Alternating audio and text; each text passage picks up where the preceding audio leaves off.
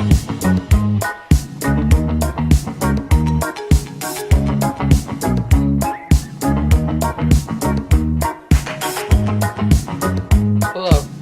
welcome to the circle.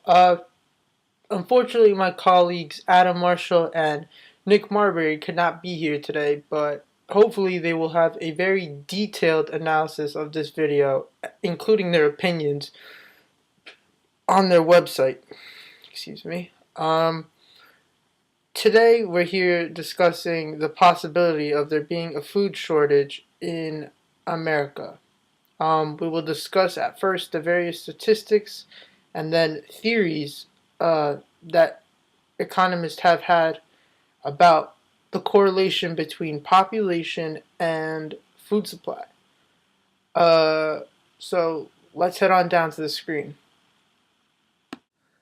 Alright, so now let's take a look at the population in the past years and how it's actually changed, and how after looking at this we can look at the statistics of food in America, and we can, analyze the two datas. Okay, so let's begin. Okay, if we take a look right here at this column right here, you'll notice the percentage. Something interesting about the percentages that I found was that, as we can see right here, the number is increasing, and increasing all the time. Although the percentage may lower, there's never a negative percent, which means that the population is constantly increasing. Never has it increased. Never has it decreased, I'm sorry. It's just kept increasing. So, I already know that. So, I already know that this is going to possibly affect the amount of food that we receive. Okay, so now let's take a look at a different part of the chart, which is this one. Per square mileage of land, how much did the population grow per land that people gained? So if we compare a year, I don't know, let's say when I was born, which is around right here, which is around 1990, per every 70 miles, 248 million people would be present. Now, if we take a look of April 1st, 2010, we can see that that number increases by 1 million. So now let me take you down to where I have the statistics of the food. The statistics of the food. So now I got this data right here.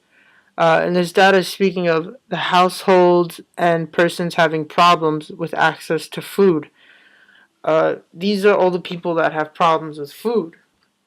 So now if we take a look on the side, we can see that the people who have low food security through the years 2000 and 2009 is actually increasing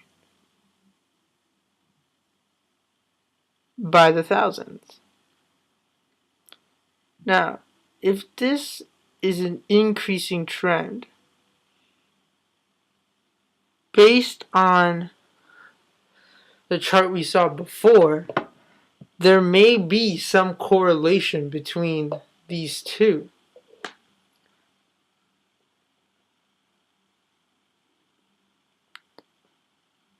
And again, if we look down here at the adults with the food shortage, we see there being an even larger increase when we specify on one group. So that also grows.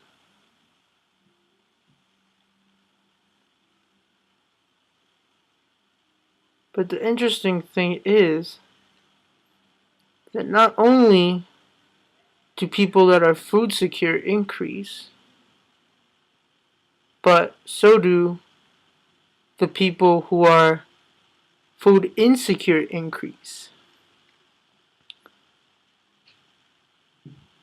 So, now with these two pieces of data, we can also see something else that's very interesting, and that is the difference between people who are food secure is increasing and food insecure is also increasing. Now, this is something that's very interesting because how is that possible? How can so many other people be be increasing how secure they have food and they know that they have food, and how can others be increasing in people that don't have food and that aren't sure that they're going to have food? So this makes me think that we need to go take a economical approach to this.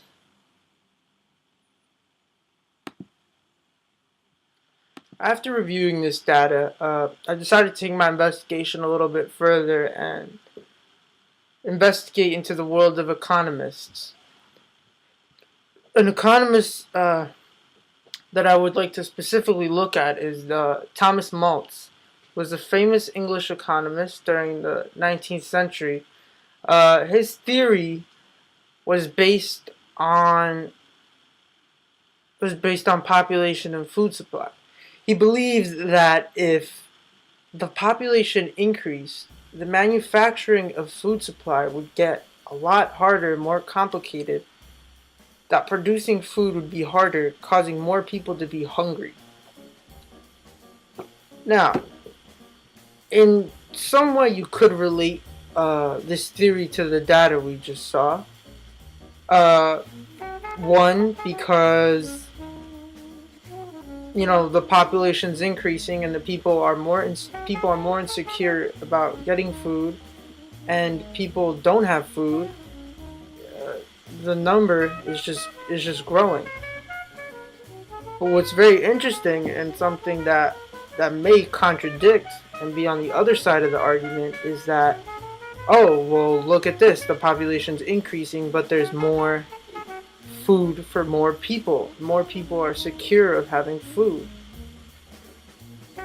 Well, at the same time, you could say, yeah, temporarily right now, but if the number of population keeps increasing, will we ever see a decreasing number of food appear? And this is why I feel that something such as important as population is overseen a lot of the times. Population is something that drives some of society's main functions, such as where you live, such as how you live, such as the crime rate, abortion, healthcare. Population really does affect those kinds of things. And population is something that's blown over.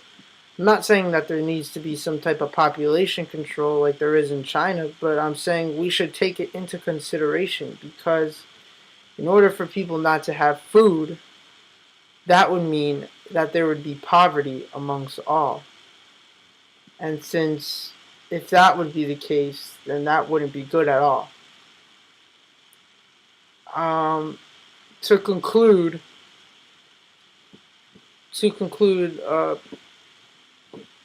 people need to start really focusing on population a little bit more. Not as much, because there's other issues that are very important, but population could end up being what hurts the country in the long run, and people should notice that. And that's all for today. See you next time on The Circle.